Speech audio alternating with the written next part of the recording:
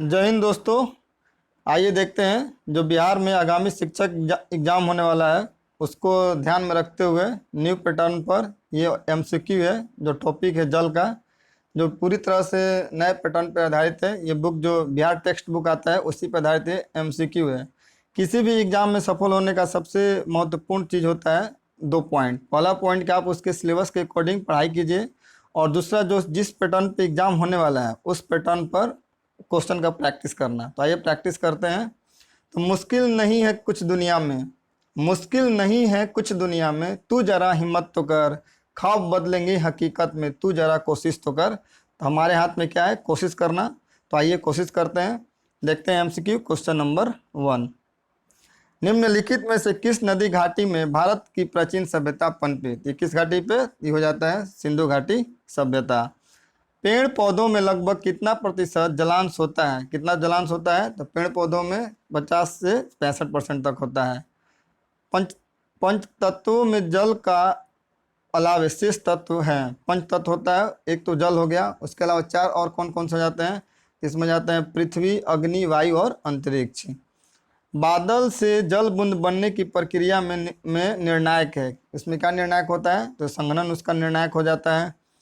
हाथी का प्रिय भोजन निम्नलिखित में से क्या है? हाथी का प्रिय भोजन क्या हो जाता है? हाथी का प्रिय भोजन होता है पेड़ की शाखाएं, केले के तंब, पेड़ पत्ती, यानी इसमें क्या हो जाएगा? उपयुक्त में एक से अधिक हो जाएगा। इंद्रधनुष में इंद्र है। इंद्रधनुष में इंद्र क्या होता है? तो ये वर्षा देवता होते हैं, वर्षा के देवता होते हैं। आगे देखते हैं क्वेश्चन नंबर 7।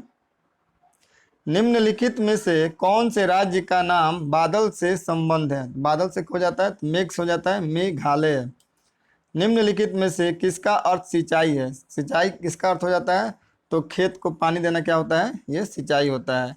सिंचाई के आधुनिक साधनों में उत्तरी भारत में प्रमुख है, यानी उत्तर भारत में सिंचाई सबसे ज़्यादा किस चीज़ से होता है? तो नहरों द्वारा किया जाता है।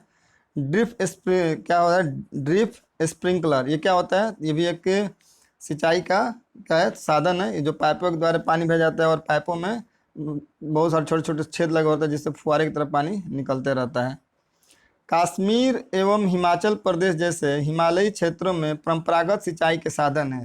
ये हो जाता है पर्वतीय क्षेत्र और पठारी क्षेत्र है, तो यहाँ पे सिंचाई का परंपरागत साधन क्या हो जाता है? ये हो जाता है कुंड। आज़ाद भारत की प्रथम बहुउद्देशीय परियोजना ये हो जाता है कौन सी? ये हो जाता है दामोदर नदी घाटी परियोजना। ये कहती है आज़ाद भारत की प्रथम बहुउद्देशीय परियोजना है। ऐसी परियोजना जिससे एक से अधिक राज्य जिससे लाभान्वित किया जाता हो वो बहुउद्देशीय परियोजना होती है। आगे देखते हैं क्वेश्चन नंबर 13। महान इंजीनियर योजनाकार मोक्षगुंडम विश्वेश्वरैया निम्नलिखित में से किस परियोजना के साकारकर्ता थे? ये थे कृष्णराज सागर डैम। क्या हो जाएगा? कृष्णराज सागर डैम। यह है 650 साल पुराना घड़सी, क्या है? घड़सीसर सर यानी तालाब, ऐसे जैसलमेर के राजा घड़सी ने लोगों के साथ मिलकर बनवाया था। ये कब बनवाया था? तो ये 7वीं शताब्दी में बनवाया था। अलबेरुनी किस क्षेत्र में भारत आया था? नाम है अलबेरुनी, इतिहासकार है। ये किस क्षेत्र में आया था? तो ये आया था उज्बेकिस्तान में। अलबेरुनी के अनुसार भारत के लोग किस सिंचाई साधन के निर्माण में माहिर थे? किसमें माहिर थे? तो ये तालाब से क्या करते थे? निर्माण में बहुत ही माहिर थे। इसी से पानी निकाल के क्या करते थे? खेतों की सिंचाई किया करते थे। वर्षा जल संग्रहण के राजस्थान में निम्नलिखित वस्तुकला का उत्कृष्ट उदाहरण है। क्या हो जाएगा इसमें? बावड़ी हो जाएगा। नोट पे भी आया है रानी की बावड़ी, उसी से है। उत्तरी भारत में कुआं पूजन नामक समारोह किस संस्था के विभिन्न अंग है? पूछा है ये कुआं पूजन नामक समारोह। ये हो जाता है जन्मोत्सव और विवाह किसमें मनाया जाता है? आइए ऑप्शन देख लेते हैं। ये हो जाता है जन्मोत्सव और विवाहोत्सव। वर्तमान दौर में असंख्य कुएं सूखने जा रहे हैं। क्यों सूखने जा रहे हैं? तो इसका कारण हो जाता है कि बेरिंग प्रचलित है, तालाब विलुप्त हो गए हैं, सीमेंटेशन मान पक्कीकरण होता जा रहा है, जिस वजह से अंडरग्राउंड वाटर भी क्या होता है? कम होते जा रहा है। उपयुक्त में से क्या हो जाएगा? एक से अधिक।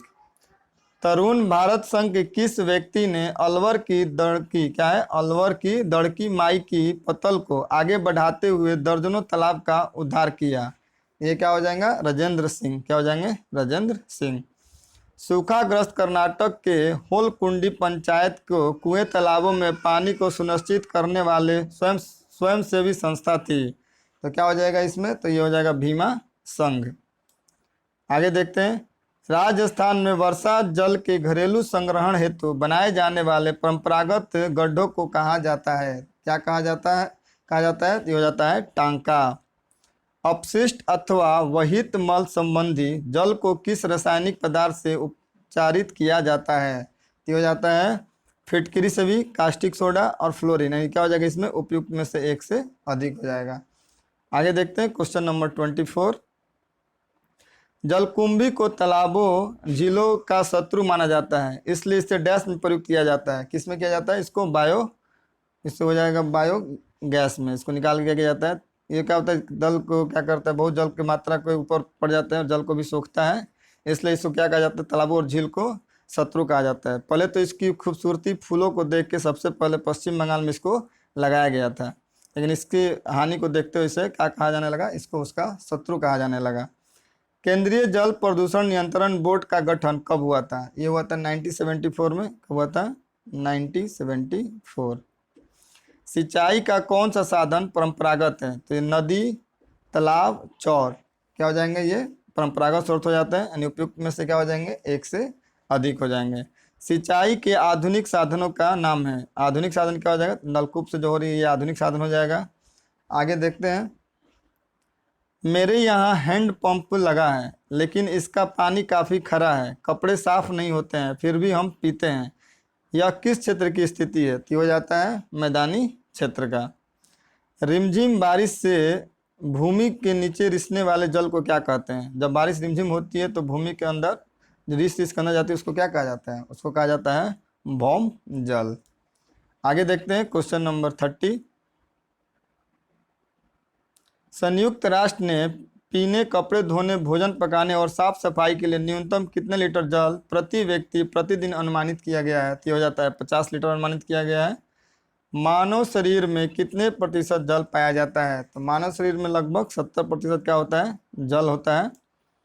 निम्न में से किस में जल का प्रतिशत अधिक होता है, सबसे अधिक इसमें जल का प्रतिशत किस में हो जाएगा, तो हो जाएगा टमाटर में। दिल्ली के जल स्तर में गिरावट में कौन सा कारक सहायक है, तो दिल्ली में जो जल गिरावट हो रहा है इसमें क्या सबसे अधिक सहायक है, तो हो जाएगा वनोन्मूलन और अल्प विकृष्टि। आगे देखते हैं क्वेश्चन नंबर 34। अपने किस गुण के कारण जल का प्रयोग कार, बसों और ट्रकों को रेडिएटरों में होता है, किस कारण से, तो क्या होता है, ये जल्दी ठंड एवं गर्म हो जाता है, इस वजह से इसका उपयोग किया जाता है। घरों, ऑफिसों में इस्तेमाल कूलरों में प्रयुक्त जल द्वारा किस प्रक्रिया से ठंडक उत्पन्न होती है, तो ये किस वजह से, तो हो जाता है वाष्पीकरण की क्रिया से क्या होता है, उस वजह से ठंडक महसूस होती है। आगे देखते हैं क्वेश्चन नंबर 36। अत्यधिक तापमान वाले दिनों में कौन सा कारक ताप को प्रभावित को मंद करने में सहायक है, तो हो जाता है वर्षा। भूमिगत जल को हम किस स्रोत से प्राप्त करते हैं, कुएं से, झरने से, नलकूप से, तो कुआं से भी प्राप्त किया जाता है और नलकूप से भी प्राप्त किया जाता है, इसमें क्या हो जाएगा उपयुक्त में से एक से अधिक। आगे देखते हैं क्वेश्चन नंबर 38। घरेलू जल को हम किस तरीके से शुद्ध कर सकते हैं, किस विधि से शुद्ध कर सकते हैं, तो जल को फिल्टर करके, जल को उबाल कर, जल में क्लोरीन डाल के, तो क्या हो जाएगा उपयुक्त में से एक से अधिक तरीके से क्या किया जा सकता है, जल को शुद्ध किया जा सकता है। संपूर्ण जल में लवणीय जल का प्रतिशत ये हो जाता है 97% जल क्या है, लवणीय है, और 3% इसका 3% का भी 1% जल है जो स्वच्छ है और पीने लायक होता है। आगे देखते हैं, महासागरों में जल की मात्रा अधिक होती है फिर भी किस कारण से उसका प्रयोग पीने में नहीं किया जाता, तो क्या होता है, लवणीय जल होती है, इसमें लवण की मात्रा काफ़ी अधिक होती है जिससे पीने से ये क्या लगता है, नमकीन लगता है। महासागरों में घुले हुए लवण में से किस लवण की मात्रा सबसे अधिक होती है, ये होता है सोडियम क्लोराइड की मात्रा क्या होती है, सबसे अधिक होती है। आगे देखते हैं क्वेश्चन नंबर 42। अलवणीय जल का कितना प्रतिशत हिमखंड तथा हिमानियों में पाया जाता है, तो 68.7%। नदियों, दलदल एवं झीलों में पाए जाने वाले सतही जल में किसका जल प्रतिशत अधिक है, इसमें हो जाता है झील का। पृथ्वी पर उपस्थित कुल जल का कितने प्रतिशत अलवणीय जल है, अलवणीय जल कितना है, तो हो जाता है 3%, क्योंकि 97% जल में क्या होता है, लवण होता है। गतिशील बर्फ की नदी क्या कहलाती है? अगर बर्फ हो और उसमें गति आ जाए तो उसको क्या कहा जाता है? उसको हिमानी कहा जाता है। जल प्रदूषण से अभिप्राय है कि जल प्रदूषण से क्या अभिप्राय हो जाता है? जलाशयों में अनैच्छिक पदार्थों का मिल जाना, बिल्कुल सही। इच्छित पदार्थों को जलाशयों से हटाना, तापमान में परिवर्तन, क्या हो जाएगा? उपयुक्त में 1 से अधिक हो जाएगा। पौधे के जल का वाष्प में बदलना क्या कहलाता है? अगर पौधे में का जल जो है, जो पत्तियों के द्वारा क्या होता है? वाष्प उत्सर्जित होता है, उसको क्या कहा जाता है? वाष्प उत्सर्जन कहा जाता है। कौन सा कारक जल चक्र के अनवरत प्रवाह में सहायक होता है? पूछा है अनवरत प्रवाह में सहायक है तो क्या होता है? इसका ऑप्शन देख लेते हैं। सूर्य की उष्मा, पृथ्वी का गुरुत्वाकर्षण शक्ति और पृथ्वी। इसमें क्या हो जाएगा? उपयुक्त में से 1 से अधिक। आइए देखते हैं क्वेश्चन नंबर 49। जल प्रदूषण के लिए कौन से कारक उत्तरदायी नहीं है? इसमें पूछा है कौन से उत्तर इसमें नहीं है। कीटनाशक डालने पे वर्षा होता है तो मिट्टी दह के जलाशय में जाती है, उससे जल क्या होता है? प्रदूषित हो जाता है। औद्योगिक इकाइयाँ, औद्योगिकरण से जो भी मल कचरा निकलता है इसको भी जल में प्रवाहित कर दिया जाता है, इस वजह से भी जल क्या होता है? प्रदूषित होता है। जल संयंत्रों द्वारा जल का परिष्करण, इसके द्वारा जल प्रदूषित नहीं होता है। क्या हो जाएगा 49 का 3। अल्प वृष्टि के संदर्भ में कौन सा विकल्प असत्य है? यहाँ पूछा है असत्य। वाष्प उत्सर्जन द्वारा जल की हानि, बिल्कुल सही। वाष्प उत्सर्जन द्वारा जल की हानि ये भी होता है। बाढ़ का आना क्या होता है? ये असत्य है। इस प्रकार इस सेट के मतलब जल टॉपिक के 50 क्वेश्चन समाप्त होते हैं। अगर आपको किसी प्रश्न में आंसर डाउट होता है तो आप यहाँ से उसका आंसर मिला सकते हैं, यहाँ से आप अपना आंसर मिला सकते हैं।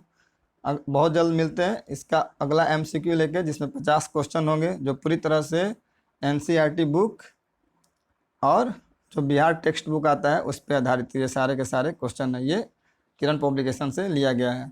ठीक है, मिलते हैं बहुत जल्द अगले टॉपिक के साथ। अगर आपको ये हमारा प्रयास अच्छा लगता है आप हमारे चैनल को सब्सक्राइब करें और हमारे वीडियो को लाइक करें। देखने के लिए आपका बहुत बहुत धन्यवाद।